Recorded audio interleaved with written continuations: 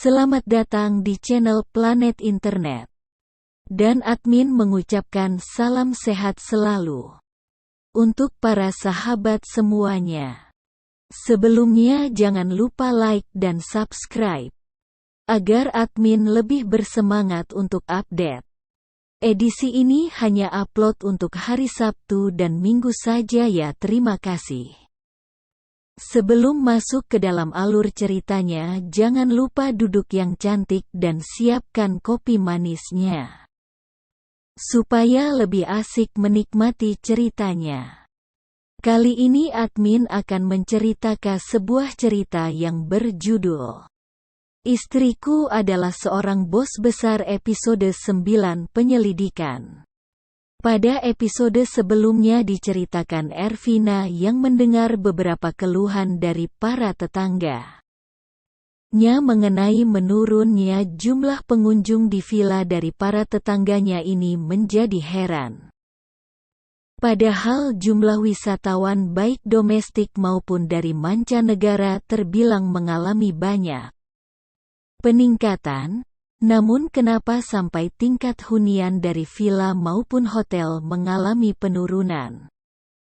Oleh karena itu Ervina memerintahkan kepada Pak Heri sebagai orang kepercayaannya itu untuk menyelidiki masalah ini.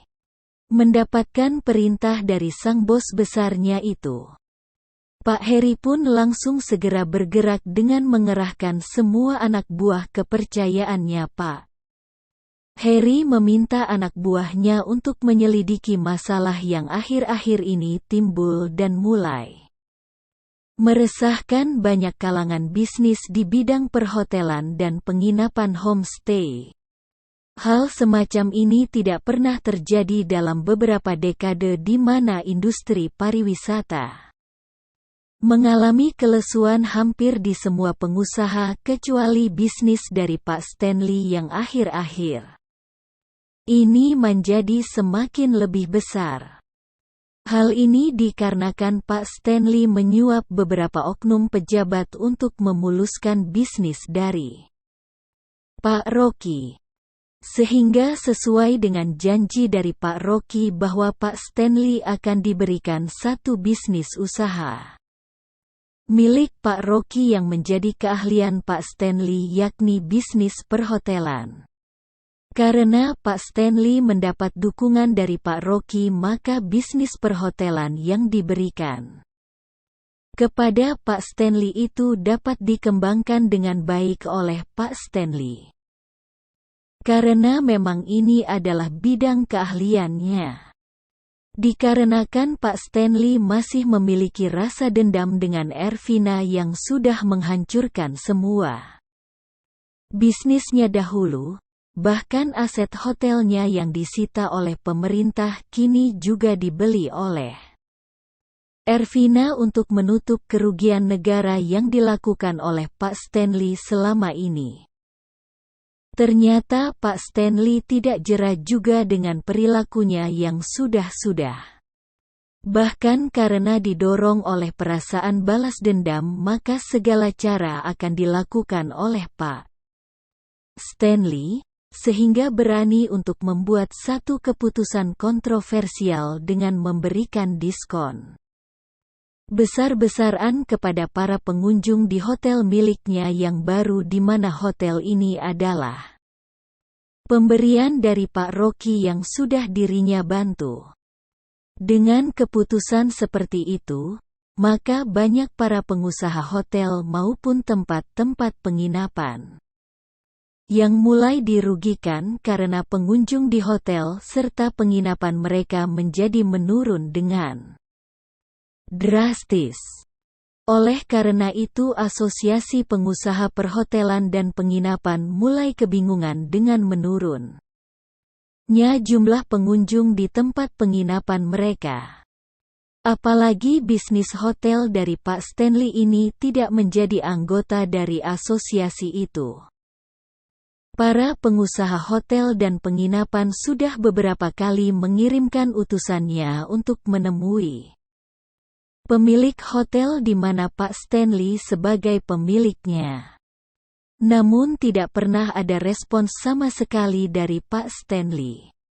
Ya, meskipun Pak Stanley hanya bermain di belakang layar saja dari bisnis perhotelannya itu. Namun pimpinan hotel dari milik Pak Stanley selalu tidak mau untuk diajak membicarakan kerjasama, sehingga pihak Asosiasi Pengusaha Perhotelan dan Penginapan ini meminta bantuan kepada Ervina. Kembali kepada Pak Harry, di mana sebelumnya telah diperintahkan oleh Ervina untuk menyelidiki siapa di belakang pemilik hotel yang berani memberikan diskon besar-besar itu. Di ruang rapat perusahaan, Pak Harry menerima laporan dari beberapa anak buahnya bahwa pihak Hotel Meridian tidak mau untuk diajak berunding. Hal ini membuat Pak Harry menjadi sangat marah sekali. Kurang ajar, siapa sih pemilik Hotel Meridian? Kenapa mereka tidak mau untuk diajak berunding dengan baik-baik? Kalau seperti ini dibiarkan semakin berlarut-larut, maka akan banyak pengusaha perhotelan dan penginapan akan gulung tikar, kata Pak Harry kepada semua anak buahnya yang disuruh untuk menyelidiki permasalahan ini. Kalau tidak salah, Hotel Meridian baru-baru ini sudah berganti pemilik, Pak. Mungkin juga karena pemiliknya ini masih baru, jadi mereka tidak mengetahui kalau sebenarnya semua perhotelan itu masuk ke dalam anggota asosiasi, kata salah satu anak buah Pak Harry. Apa kamu tidak bisa menemui pemilik baru dari Hotel Meridian ini? Tanya Pak Harry kepada anak buahnya. Maaf Pak, kami sudah beberapa kali mendatangi ke Hotel Meridian, namun pimpinan hotel itu tidak berani mengambil keputusan karena pemilik baru Hotel Meridian tidak mau terlibat dalam asosiasi pengusaha hotel, kata anak buahnya Pak Harry lagi. Mendengar jawaban seperti itu dari anak buahnya, maka Pak Harry pun terdiam sesaat. Siapa sebenarnya di balik pemilik baru Hotel Meridian ini? Apakah dia orang kuat juga sehingga tidak mau diajak bergabung dengan asosiasi pengusaha perhotelan, pikir Pak Harry dalam hati. Kamu coba selidiki lebih lanjut lagi untuk mengetahui siapa pemilik baru dari Hotel Meridian ini. Jangan sampai hal seperti ini berlarut-larut. Akan banyak pengusaha yang menjadi korban dan juga usaha-usaha mikro penginapan pun bisa-bisa akan tutup, semua perintah Pak Harry kepada anak buahnya itu. Lalu mereka pun semuanya langsung bergerak untuk menyelidiki lebih lanjut siapa di balik dari pemilik Hotel Meridian ini. Pak Harry yang kali ini merasa belum bisa untuk mencari solusinya. Merasa sangat bersalah sekali, sebagai seorang senior dalam dunia bisnis yang dipercaya oleh Ervina. Sosok Pak Harry ini sudah tidak asing lagi bagi para pengusaha besar di negeri ini. Sebagai seorang chief eksekutif dari seluruh perusahaan milik Ervina, nama Pak Harry Herlambang sudah tidak asing lagi di telingan para pengusaha besar, bahkan di kalangan masyarakat nama itu juga sudah sangat familiar. Sebagai seorang pimpinan tertinggi dari jajaran perusahaan di grup Indo Asia Perkasa, bukanlah suatu posisi yang main-main. Grup Indo Asia Perkasa ini membawahi banyak perusahaan besar di negeri ini, salah satunya adalah PT Indo Chemical Industry yang bergerak di bidang industri kimia terbesar di negeri ini, dan masih banyak lagi perusahaan besar yang ada di bawah naungan Grup Indo Asia Perkasa ini. Setelah mengalami kebuntuan, maka Pak Harry pun langsung keluar kantor. Bersama dengan sopirnya, Pak Heri meminta kepada sopirnya untuk pergi menemui sang bos besar untuk melaporkan. Seperti biasa di dalam mobil mewah itu, Pak Heri pun kembali berganti pakaian mewahnya itu dengan pakaian gembel. Ya, memang setiap hari setelah hari menjelang sore Pak Heri selalu keluar kantor untuk memberikan laporan kepada bos besarnya, dan karena sang bos besarnya tidak mau identitasnya diketahui oleh banyak orang termasuk suami dan anak-anaknya itu, maka Pak Heri selalu menyamar menjadi pengemis. Hal ini bagi Pak Heri bukanlah suatu hal yang hina, melainkan dengan menyamar menjadi pengemis itu, kini dirinya semakin mengerti banyak bagaimana kehidupan dari orang-orang kecil dan tertindas. Oleh karena itu kini dirinya akan selalu menjadi tameng untuk membela orang-orang kecil dan tertindas.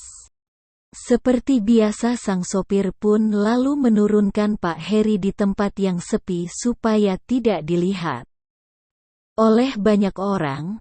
Dan setelah Pak Heri keluar dari mobil mewahnya, maka Pak Heri pun kembali menyamar menjadi pengemis dan mulai berjalan menuju ke rumah sang bos besarnya yang letaknya lumayan jauh dari tempat dirinya diturunkan oleh sopir pribadinya.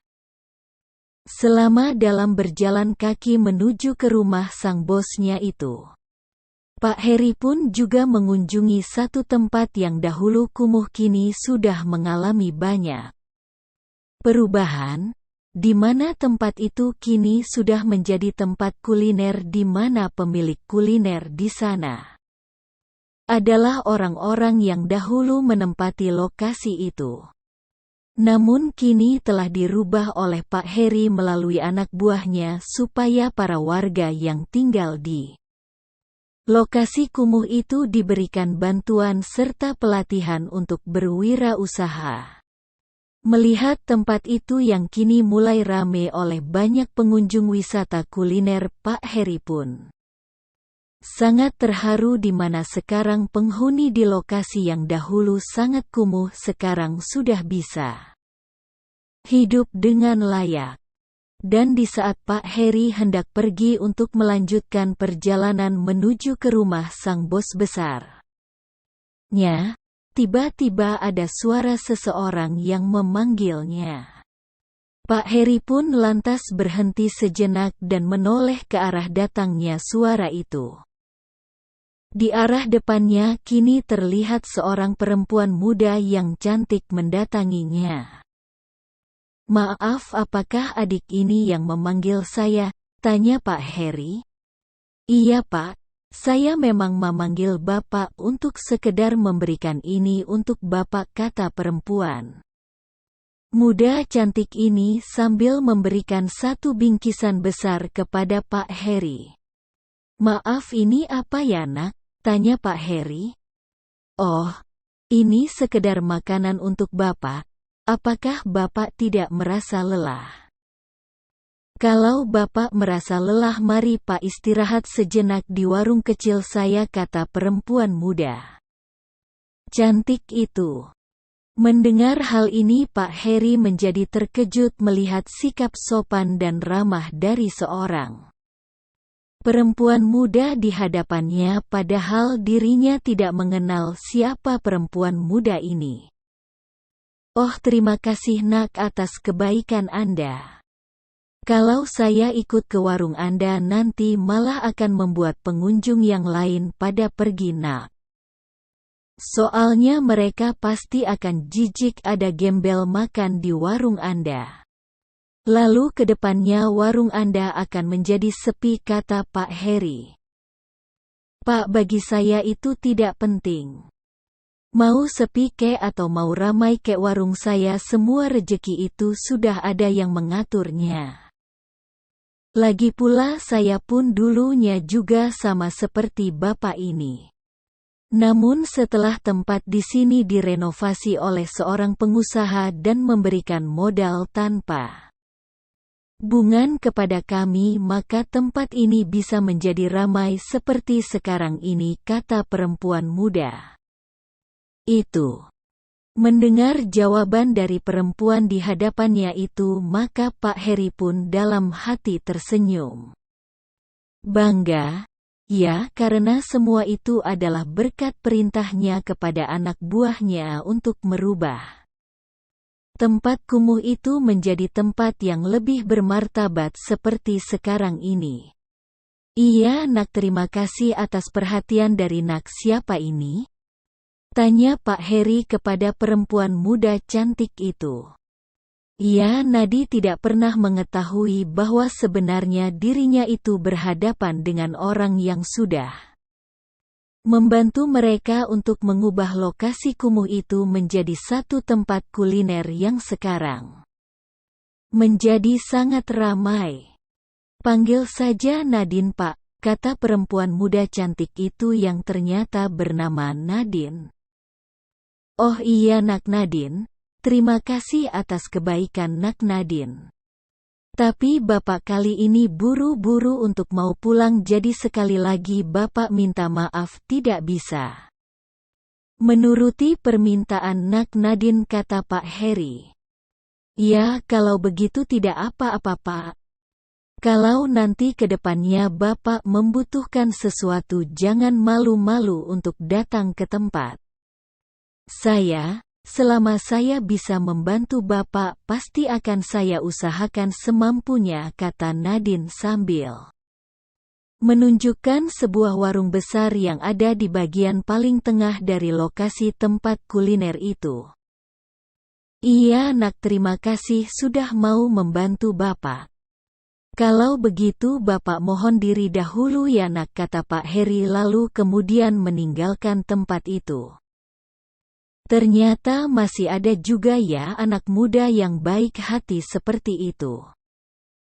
Semoga setiap kebaikan yang kita sudah berikan kepada orang lain akan menjadi berkah dan juga orang lain itu juga akan melakukan kebaikan yang sama kepada yang lainnya, kata Pak Heri dalam hati dengan nada sangat senang melihat sikap dari perempuan muda cantik tadi yang bernama Nadine.